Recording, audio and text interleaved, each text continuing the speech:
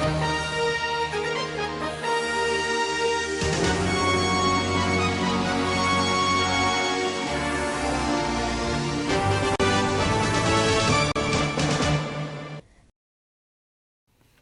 kính chào quý vị và các bạn. Hôm nay kỷ niệm Ngày Quốc tế Phụ nữ mùng 8 tháng 3. Xin gửi đến những người phụ nữ của chúng ta những lời chúc tốt đẹp nhất. Chúc cho một nửa thế giới luôn khỏe đẹp và thành công, luôn là điểm tựa tinh thần trong gia đình và xã hội. Chương trình thời sự trưa nay chúng tôi xin chuyển đến quý vị khán giả những nội dung đáng chú ý sau đây. Lực lượng kiểm lâm tham gia tuần tra bảo vệ rừng, người ta thường nghĩ ngay đến nam giới. Tuy nhiên, kiểm lâm của tỉnh cũng có không ít người là nữ giới. Quá trình thực hiện nhiệm vụ, các nữ kiểm lâm viên phải đối mặt với nhiều khó khăn vất vả, thậm chí hiểm nguy, song với lòng yêu nghề và tâm huyết giữ rừng, họ vẫn nỗ lực vượt qua để đem lại sự bình yên cho đại ngàn. Xuất phát từ khi còn sáng sớm, cho đến lúc trời nhá nhem tối mới quay về. Đó là hình ảnh tuần tra rừng quen thuộc đối với các cán bộ thuộc trạm kiểm lâm Chu Hương, huyện Ba Bể. Vất vả, gian khổ là thế. Vậy nhưng khi đã nhận nhiệm vụ, các kiểm lâm viên nữ của trạm vẫn không chùn bước mà luôn sẵn sàng tiến về phía trước. Với tính chất công việc phức tạp, thường xuyên phải hoạt động độc lập và sức khỏe thì không bằng các nam giới. Tuy nhiên, tôi khắc phục được những khó khăn trên, tuần tra kiểm tra rừng thường xuyên, kể cả các khu vực có địa hình phức tạp. Nhiều nơi là xe máy không đến được, phải đi bộ, thậm chí có thể phải đương đầu với các đối tượng vi phạm bất cứ lúc nào. Trạm kiểm lâm Chu Hương hiện có 4 cán bộ, trong đó 2 người là nữ giới. Điều đặc biệt hơn, người giữ vai trò chỉ đạo điều hành công việc ở trạm cũng là nữ, đó là chị Ma Thị Thương. Với hơn 12 năm trong nghề, chị luôn nỗ lực hoàn thành tốt nhiệm vụ, thường xuyên học tập, trao đổi kinh nghiệm với đồng nghiệp, động viên giúp đỡ các chị em khác cùng vượt qua khó khăn, đồng thời còn tích cực phối hợp với các lực lượng ở thôn bản, kiểm tra tình hình, biến động về rừng, nhằm góp phần làm tốt công tác quản lý bảo vệ rừng ở cơ sở. Tôi cũng luôn tâm niệm là phải giữ vững tình yêu với nghề, phải kiên trì với công việc. Mình đã chọn nghề rồi thì mình phải cố gắng, phải khắc phục để vượt qua. Tôi cũng phải thường xuyên tích cực là học hỏi và nghiên cứu các văn bản để nắm vững các quy định, để có thể tuyên truyền, hướng dẫn cho người dân là thực hiện đúng và chấp hành tốt các quy định của nhà nước trong công tác quản lý bảo vệ rừng. Hiện nay, các kiểm lâm viên của trạm Chu Hương đang quản lý địa bàn 4 xã gồm Mỹ Phương, Chu Hương, Yến Dương và Địa Linh, với tổng diện tích rừng tự nhiên là hơn 16.000 ha và trên 12.000 ha đất có rừng. Mặc dù địa bàn quản lý rộng, mỗi kiểm lâm viên phụ trách một xã, địa hình tuần tra lại hiểm trở, nhiều dốc núi cao, nhưng các kiểm lâm viên nữ của trạm vẫn không nề hà quản ngại. Bằng sự tận tâm, nhiệt huyết trong công việc, các chị đã góp phần không nhỏ vào công tác bảo vệ rừng ở địa phương. Lực lượng kiểm lâm nữ rất là sát sao, nhiệt tình, tâm huyết với lại cái trách nhiệm thì phải nói rất là lớn, là tuần tra rồi là bảo vệ rừng, và cũng có những cái kế hoạch triển khai đến tất cả các cái thôn bản. Qua cái tuyên truyền ấy, thì cái ý thức của người dân là được nâng lên rõ rệt. Thì trong những năm gần đây là cái công tác quản lý bảo vệ rừng là rất là chặt chẽ và nhân dân cũng chấp hành rất là tốt, không có hiện tượng chặt phá rừng như ngày trước. Từ những nỗ lực của lực lượng kiểm lâm trạm Chu Hương trong năm 2021 vừa qua, số vụ vi phạm về lĩnh vực lâm nghiệp tại 4 xã Mỹ Phương, Chu Hương, Yến Dương và Địa Linh đã giảm đáng kể. Nhận thức của người dân về bảo vệ rừng được nâng lên, qua đó góp phần giữ vững bình yên cho những cánh rừng.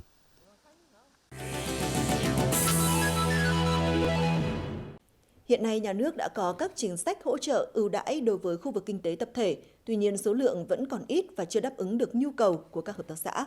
Vì vậy, Liên minh Hợp tác xã tỉnh Bắc Kạn đề xuất bổ sung một số chính sách. Đến nay, 43 hợp tác xã trên địa bàn tỉnh đã được hỗ trợ thí điểm đưa cán bộ trẻ về làm việc, nhưng lại chưa có chính sách hỗ trợ riêng đối với lao động trẻ làm việc trong khu vực kinh tế tập thể, nên chưa khuyến khích được nhiều thành phần tham gia hợp tác xã. Vì vậy, tỉnh Bắc Kạn đề xuất với Trung ương bổ sung chính sách này.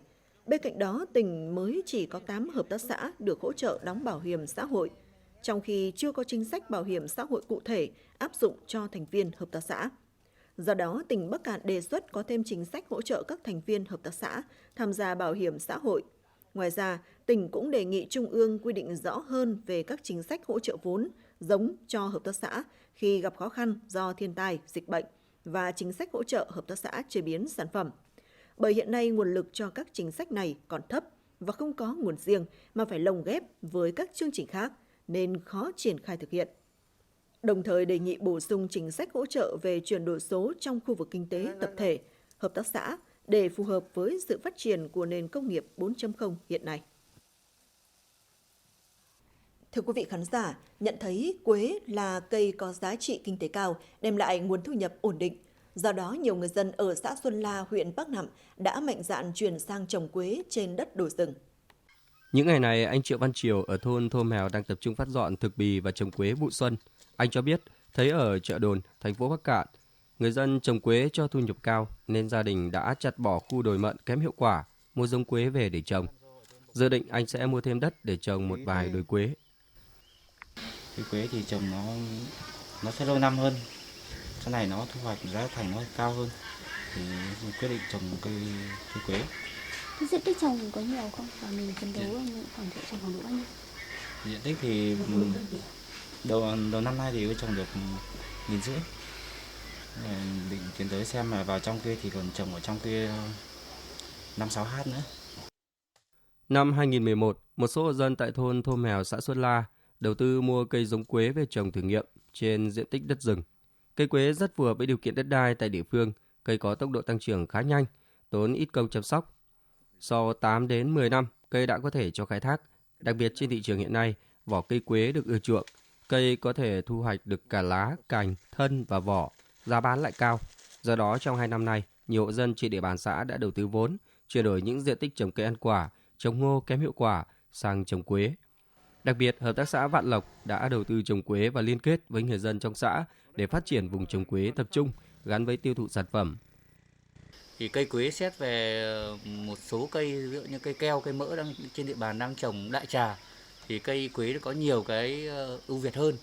Ví dụ như là cây lấy gỗ như cây keo thì cũng phải tầm 7-8 năm đến 10 năm, cây mỡ phải tầm trên dưới 10 năm, còn cây quế thì khoảng chừng độ từ 4 đến 5 năm. Ở trên này bà con bây giờ bắt đầu đang trồng cây quế, xu hướng trồng nó đang rất nhiều. Cây quế thì toàn lấy ở bên Phú Thọ, Yên Bái nhiều, lấy về mình tự đảo bầu nên là rễ nó mọc dài ra là. Hy vọng rằng với sự chuyển hướng đầu tư sang trồng cây quế sẽ tiếp tục đưa trồng rừng của xã Xuân La trở thành ngành kinh tế mũi nhọn, góp phần đáng kể trong cơ cấu kinh tế nông lâm nghiệp của xã, giúp người dân từng bước vươn lên giảm nghèo và làm giàu. Tỉnh Bắc Kạn đang thực hiện lộ trình triển khai chương trình chuyển đổi số quốc gia đến năm 2025, định hướng đến năm 2030 theo chỉ đạo của Chính phủ. Để chuyển đổi số, tỉnh Bắc Kạn đã ban hành chỉ thị số 09 về tăng cường công tác lãnh đạo chỉ đạo của Đảng đối với chuyển đổi số trên địa bàn tỉnh Bắc Kạn giai đoạn 2021-2025, định hướng đến năm 2030. Ủy ban nhân dân tỉnh đang xây dựng đề án chuyển đổi số giai đoạn 2021-2025, định hướng đến năm 2030. Năm 2022 và những năm tiếp theo, Bắc Kạn phấn đấu xây dựng nền tảng tích hợp dữ liệu LGSP để kết nối liên thông dữ liệu giữa các ngành, hoàn thiện hệ thống thông tin cơ sở dữ liệu, số hóa, tạo lập cơ sở dữ liệu các ngành địa phương. Phát triển hoạt động trực tuyến để tổ chức các cuộc họp giữa tỉnh, huyện, xã, cung cấp dịch vụ công mức độ cao cho người dân, phấn đấu 100% thủ tục đủ điều kiện nâng lên mức độ 4, phấn đấu người dân sử dụng dịch vụ công trực tuyến đạt 25%.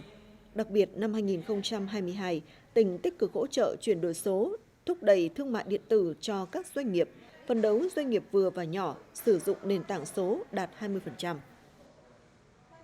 Đại hội cựu chiến binh xã Văn Lang được huyện Nari chọn làm điểm vừa được tổ chức. Hiện nay, Hội Cựu Chiến binh xã Văn Lang đang quản lý sử dụng 3,2 tỷ đồng vốn vay từ Ngân hàng Chính sách Xã hội cho các hội viên vay phát triển kinh tế. Xã đã có 7 mô hình cựu chiến binh sản xuất kinh doanh giỏi, cho thu nhập hàng trăm triệu đồng một năm trở lên. Trong nhiệm kỳ mới, Hội Cựu Chiến binh xã Văn Lang tiếp tục thực hiện tốt phong trào cựu chiến binh gương mẫu, xây dựng đời sống văn hóa ở khu dân cư, xây dựng nông thôn mới, hiến đất, góp công xây dựng đường giao thông nông thôn, nhà văn hóa, phấn đấu Hội Cựu Chiến binh đạt danh hiệu trong sạch, vững mạnh, xuất sắc. Từ tháng 12 năm 2021 đến nay, Công an huyện Chợ Đồn đã tập trung đấu tranh, triệt phá được 24 vụ án, góp phần giữ gìn ổn định tình hình an ninh trật tự trước, trong và sau Tết Nguyên đán. Trong đó có 10 vụ với 11 đối tượng tàng trữ sử dụng trái phép chất ma túy, 3 vụ với 12 đối tượng có hành vi đánh bạc, 2 vụ trộm cắp tài sản, 1 vụ lừa đảo chiếm đoạt tài sản, 4 vụ với 10 đối tượng về các hành vi khai thác rừng, cất giấu lâm sản, khoáng sản trái phép, đã chuyển vụ việc cho hạt kiểm lâm huyện giải quyết theo thẩm quyền. Riêng trong tháng cao điểm, lực lượng công an huyện còn vận động thu giữ được 52 khẩu súng các loại, 33 linh kiện súng, 90 viên đạn, 23 đầu đạn, 4 pháo nổ và kíp nổ. Cảm ơn quý vị khán giả đã dành thời gian theo dõi những thông tin thời sự trong tỉnh.